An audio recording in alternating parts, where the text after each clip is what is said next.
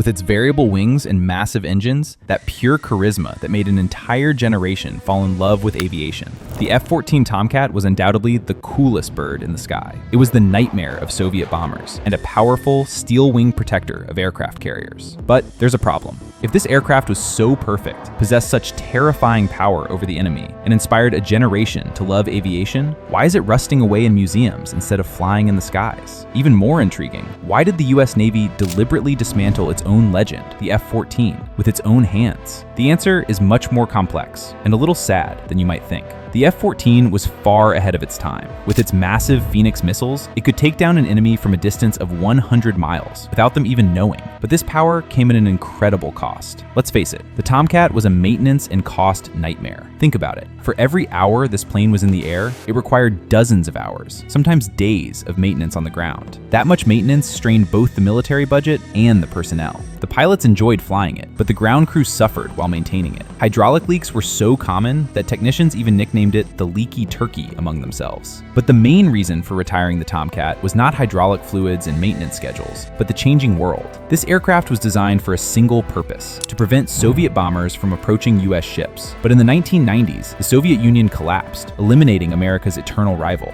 In this situation, the F-14 no longer had a purpose. The Navy no longer needed an expensive, high-maintenance beast that only provided air superiority. It needed a new, more technological worker that could drop bombs, consume less fuel, and be more technologically advanced. Enter the F/A-18 Super Hornet. The Hornet may not have been as fast as the Tomcat, may not have been able to fly as far, and may not have been as sleek as an F-14, but it was cheaper, required less maintenance, and didn't break down. And unfortunately, logic won out over sentiment. And do you know what the saddest part is? When the F-14 was retired, the US didn't just put these planes in storage. They destroyed them with giant bulldozers. The reason was Iran. The F-14 sold to Iran in the 70s were still flying. The US didn't want spare parts from its retired aircraft to end up in Iran's hands on the black market. In this situation, there was only one thing the US could do: scrap its own legend. So the Tomcat became, in a way, a victim of its own technology. Today, the Super Hornets may be doing a great job, but who among us gets as excited seeing a Hornet as we did seeing a Tomcat? The F-14 was more than just a mechanical fighter. It was a true star of military aviation.